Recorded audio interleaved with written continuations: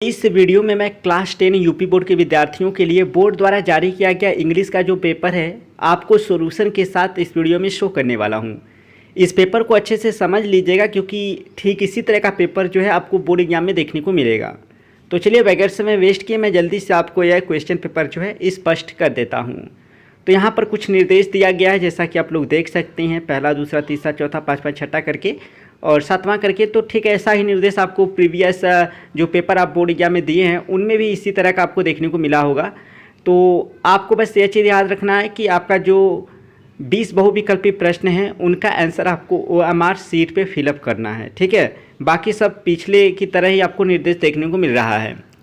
तो चलिए हम लोग सीधे क्वेश्चन की तरफ आगे बढ़ते हैं। तो यहाँ पार्ट ए से क्वेश्चन पेपर स्टार्ट हो रहा है जिसमें कि आपको क्वेश्चन नंबर 1 से 3 तक जो आपको प्रश्न दिखाई देंगे उनका उत्तर आपको इसी पैसेज के आधार पे देना है। यह पैसेज आप लोग देख लीजिए, पहले आप लोग इसको पढ़िए अच्छे से और अर्थ निकालने का प्रयास कीजिए और उससे आधारित यहाँ पर देख सकते हैं आपको प्रश्न देखने को मिल रहा है। पहला क्वेश्चन पूछा है, यहाँ पर देख सकते हैं पहला question, we are unable to hear a sound. हम लोग एक आवाज़ को सुनने में असमर्थ होते हैं इफ़ यदि it is a to low, यह अत्यधिक धीमा होता है, इट इज़ टू हाई, यह अत्यधिक तेज होता है या तीव्र होता है, इट इज़ टू नॉइजी, यह अत्यधिक शोरगुल वाला होता है, बोथ ए एंड बी, ए और बी दोनों, अर्थात यह अत्यधिक धीमा होता है तब हम नहीं सुन पाते हैं या फिर यह अत्यधिक तीव्र होता है तब हम नहीं सुन पाते हैं। तो यही जो है सही है आपका डी वाला ऑप्शन, ठीक। अब आगे बढ़ते हैं। तो यहाँ पर लिखा है the two extremes are alike, यानी दो सिरे एक समान होते हैं, मीन्स इसका अर्थ है तो टू एक्सट्रीम दो सिरे आर अलाइक एक समान होते हैं, मीन्स इसका अर्थ है यानी कि दो सिरे एक समान होते हैं। इसका मतलब क्या है, extreme positive is better than extreme negative, अर्थात सकारात्मक सिरा नकारात्मक सिरे की अपेक्षा अधिक अच्छा होता है, यह मतलब है। या फिर आपको देखिए जो ऊपर पैसेज दिया है उसके अनुसार लिखना है। या फिर दूसरा, excess of anything is not good, यानी किसी भी चीज़ की अधिकता अच्छी नहीं होती। तीसरा है we get almost the same result in both the situation, अर्थात हम दोनों परिस्थितियों में लगभग एक समान ही परिणाम प्राप्त करते हैं। ऑल ऑफ द एबव, ऊपर से यानी कि ऊपर का सभी। तो यहाँ पर देखिए हम लोग दोनों परिस्थितियों में लगभग जो है एक समान रिजल्ट प्राप्त करते हैं। आपका यह वाला जो ऑप्शन है वह सही है, सी वाला ऑप्शन, ठीक। अब इसके बाद आपको ऊपर देखे पैसेज के आधार पे देना है। तो इसके बाद हम लोग आगे बढ़ते हैं। Which word in the passage is opposite of slow, यानी कि ऊपर देखे गद्यांश में कौन सा शब्द स्लो का अपोजिट है, यानी स्लो का जो है विपरीत शब्द है। स्लो मतलब आपका धीमा, रैपिड मतलब आपका तेज। तो यह आपको जो है लिखना है उसी पैसेज के आधार पे। इसके बाद हमारा चौथा से आठवां जो प्रश्न है उसमें देखिए कह रहा है कि choose the correct option to answer the following, यानी सही ऑप्शन का आपको चुनाव करना है। आपको choose the correct option to answer the following, यानी नीचे आ रहे का उत्तर देने के लिए सही विकल्प का चुनाव कीजिए। तो I there with my parent, तो I will go there with my parents, मैं वहाँ अपने माता पिता के साथ जाऊँगा, यह भी ठीक है। I went there with my parents, मैं वहाँ अपने माता पिता के साथ गया, यह भी ठीक है। देखिए आप एक ही पढ़ के तुरंत उत्तर मत लगा दीजिए, नहीं तो हो सकता है कि आगे भी आपका सही हो, इसलिए आप ध्यान से पहले पढ़ लें। I had gone there with my parents, मैं वहाँ अपने माता पिता के साथ गया था, यह भी सही है। तो इसका मतलब ABC तीनों सही है, तो आपका यह डी वाला जो ऑप्शन है वह सही होगा, ठीक। अब इसके बाद हमारा पांचवा प्रश्न है if you want to know about new things you are, यदि आप नई चीज़ों के बारे में if you want to know, यदि आप जानना चाहते हैं अबाउट न्यू थिंग्स, नई चीज़ों के बारे में, यू आर तब आप हैं। यदि आप नई चीज़ों के बारे में जानना चाहते हैं तो अब आप हैं, क्या हैं, कॉशंस जागरूक हैं, कॉन्शियस चेत हैं, केयरलेस लापरवाह हैं, क्यूरियस जिज्ञासु हैं। तो जानने की इच्छा रखने वाला यानी जिज्ञासु, यह डी वाला ऑप्शन आपका सही है। इसके बाद आपको जो है अरेंज करना है।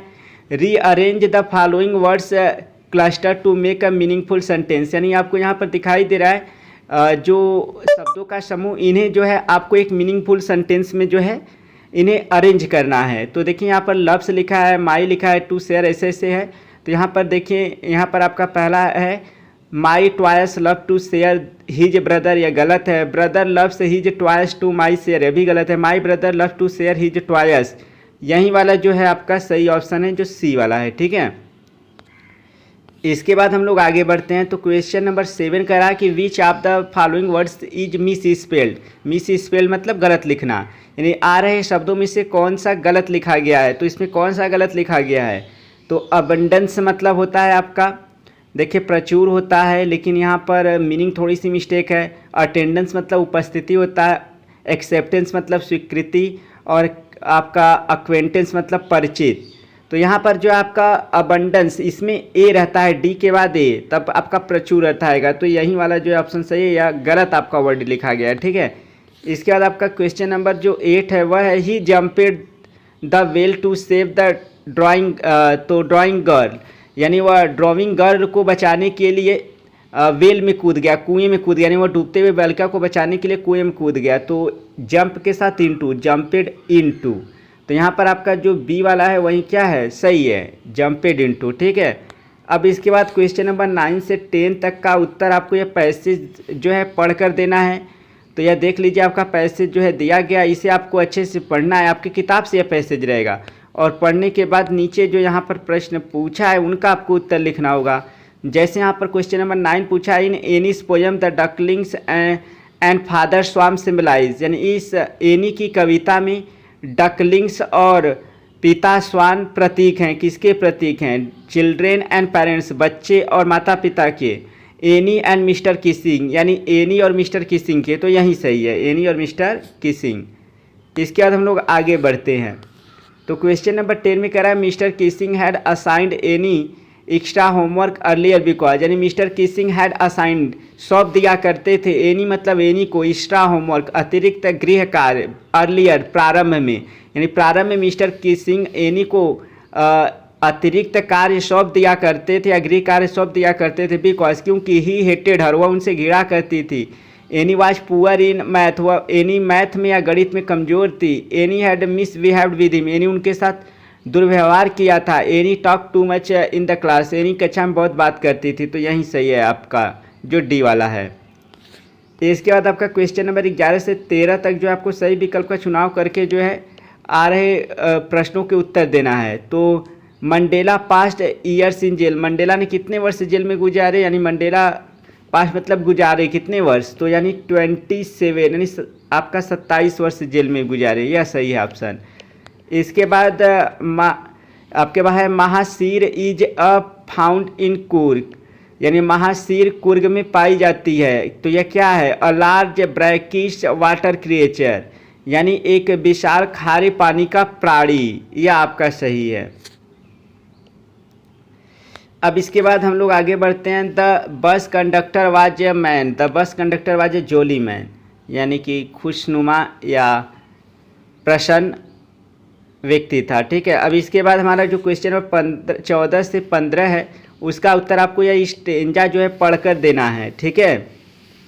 तो who is the speaker in the above lines, ऊपर की पंक्तियों में कौन बोलने वाला है। तो इसमें बोलता कौन है, अमांडा से उसकी माता पिता बोलते हैं, तो हर पेरेंट्स, यह आपका जो है सही है। इसके बाद आपका क्वेश्चन नंबर 15 है the speaker is speaking like, यानी द स्पीकर मतलब वक्ता, इज स्पीकिंग लाइक दिस, इस तरह से बोल रही हैं, बिकॉज क्योंकि अमांडा इज अनरूली गर्ल, क्योंकि अमांडा एक अनियंत्रित बालिका है या लड़की है। अमांडा रिमेन्स अनटाइडी, अमांडा यानी कि असफाई से रहती है, यानी कि स्वच्छता से नहीं रहती। Instruction can make Amanda behave better, यानी निर्देश अमांडा को अधिक अच्छा करने के लिए बना सकते हैं।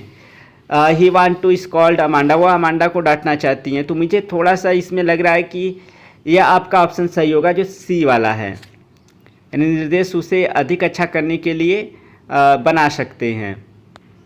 इसके बाद आपका जो 16 से 20 तक है उसके लिए भी सही ऑप्शन का चुनाव करके आपको फिलअप करना है। तो it was a temptation to keep Tricky on as a permanent guest, यानी ट्रिकी को एक अस्थाई अतिथि के रूप में रखना एक प्रलोभन था, बिकॉज क्योंकि Mrs Pumphrey did not want Tricky back, क्योंकि श्रीमती पम्फ्रे ट्रिकी को वापस नहीं चाहते थे।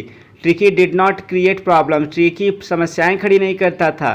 Tricky was not recovering fast, Tricky तेजी से सही नहीं हो रहा था। Mrs Pumphrey sent lot of eatables, यानी कि मिसेस श्रीमती पेम्फ्रेसेंट मतलब भेजती थी अलॉट ऑफ ईटेबल्स अत्यधिक खाने वाली पीने वाली चीज़ों को एंड द अदर एंड यानी खाने वाली पीने वाली चीज़ों को दैट जिसका कि द डॉक्टर इंजॉयड वे डॉक्टर आनंद लिया करते थे। यही वाला आपका ऑप्शन जो है सही है। इसके बाद आपका 17 है अनिल टॉट हरी सिंह टू यानी अनिल ने सिखाया हरी सिंह को टू कुक एंड राइट यानी कि भोजन पकाना और लिखना। Cook right and odd numbers यानी पकाना लिखना एंड ऐड नंबर्स और संख्याओं को जोड़ना। राइट लिखना कुक एंड ऐड नंबर यानी कि पकाना और नंबरों को जोड़ना। तो यहाँ पर आपका जो है पकाना लिखना और नंबरों को जोड़ना यही सही होगा। इसके बाद हम लोग जो है आगे बढ़ते हैं। तो क्वेश्चन नंबर जो आपका 18 है उसमें है आपका the book gifted to a Brit by his mother was. तो यहाँ पर देख सकते हैं तो यहाँ पर आपका 4 ऑप्शन है, कौन सा ऑप्शन सही आपको ये बताना है। तो इसमें जो आपका ऑप्शन डी है यह आपका जो है करेक्ट है।